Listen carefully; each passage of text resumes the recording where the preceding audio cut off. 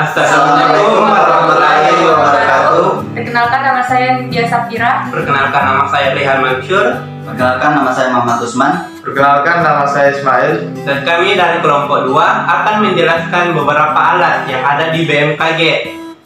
Berikut penjelasannya. Assalamualaikum warahmatullahi wabarakatuh semuanya. Perkenalkan, nama saya Rehan Mansur dan saya akan menjelaskan lisimeter dan sangkar meteorologis. Simak baik-baik ya. Oke, alat yang pertama lisimeter.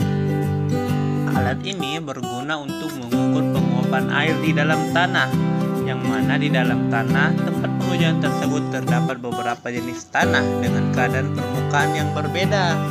Seperti di gambar, ada yang punya tanaman dan ada yang kosong. Nah, berikut adalah bagian-bagian dari lisimeter. Nomor 1 ada pipa. Dari pipa ini dimasukkan air. Lalu di nomor 2 ada rumput seperti yang bisa kita lihat. Dan nomor 3 ada pipa juga. Berbeda dengan pipa yang nomor 1, pipa di nomor 3 ini berfungsi untuk mengeluarkan air, di mana nantinya dimasukkan pompa untuk menghisap air yang ada di dalamnya. Di nomor 4 merupakan dinding dari lisimeter. Di nomor 5 merupakan kawat atau plastik kasa yang berfungsi untuk memisahkan lapisan tanah dengan nomor 6 yaitu kerikil. Jadi nomor 5 ini memisahkan tanah dan kerikil yang ada di nomor 6. Nah, cara kerjanya tiap pagi kira-kira pukul 7 atau pukul 8 waktu setempat, air sebanyak 8 liter dituangkan ke masing-masing lisimeter atau ke masing-masing alat. Setelah itu ditunggu selama 24 jam. Jadi kalau start di jam 7 pagi, nanti didiamkannya sampai jam 7 pagi besoknya. Setelah 24 jam, air diambil menggunakan pompa yang dimasukkan di pipa yang nomor 3 tadi. Dan dari hasil atau dari air yang diambil, kita bisa menghitung seberapa banyak air yang meluap atau evaporasi yang terjadi di lingkungan tersebut. Nah, yang kedua, sangkar meteorologi. Kalau dilihat-lihat mirip sangkar burung ya, tapi ada fungsinya. Bangunan ini berfungsi sebagai pelindung dan penyimpan alat-alat yang ada di dalam sangkarnya.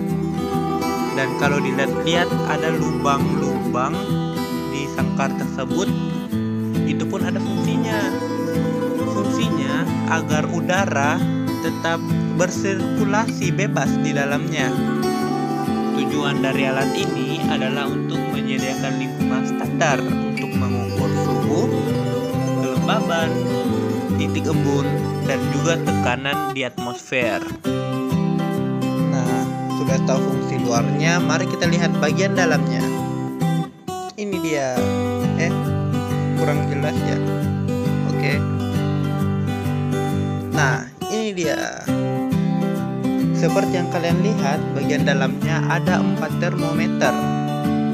Di mana termometer yang pertama merupakan termometer bola basah. Termometer ini digunakan untuk mengukur titik jenuh yang ada pada udara. Yang kedua merupakan termometer bola kering. Termometer ini digunakan untuk mengukur suhu udara pada lingkungan sangkar. Yang ketiga termometer maksimum yang digunakan untuk mengetahui suhu maksimum pada lingkungan sangkar selama 1 hari. Dan yang terakhir yaitu termometer minimum, termometer yang digunakan untuk mengukur suhu terendah dalam 1 hari. Nah, cara penggunaannya sendiri sangat mudah karena alat ini termasuk alat otomatis.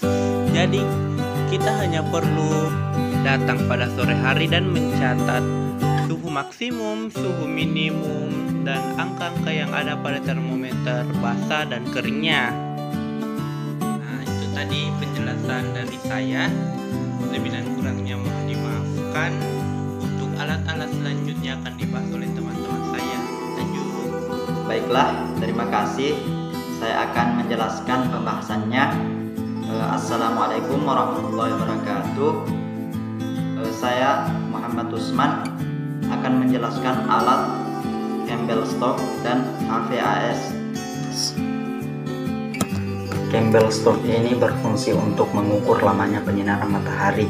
Satuan alat ini adalah jam, bisa juga dalam persen.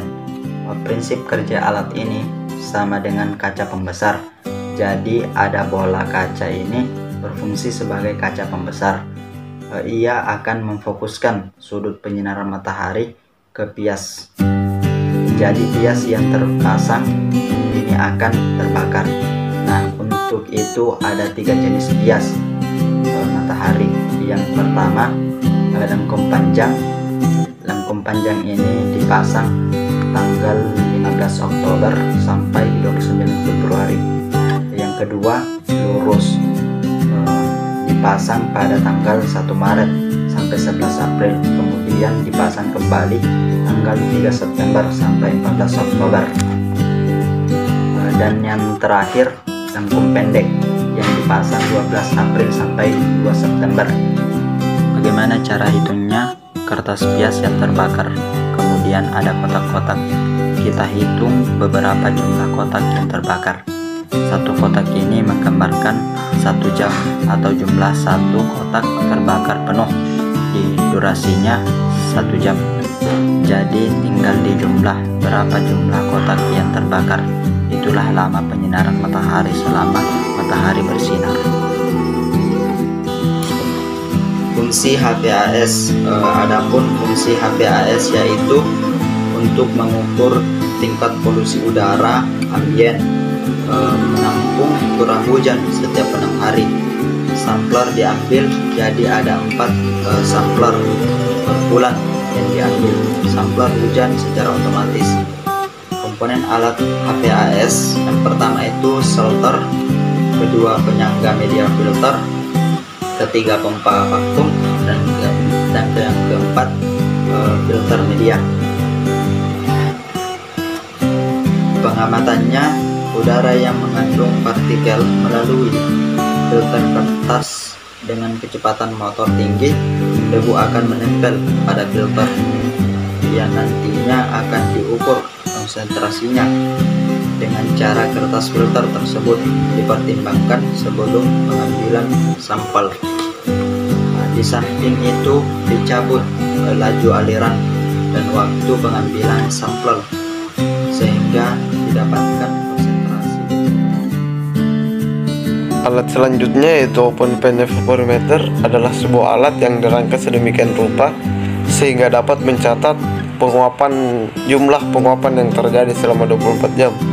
Evaporimeter merupakan alat konvensional, yaitu alat yang harus dibaca pada saat tertentu untuk memperoleh data karena tidak dapat mencatat sendiri.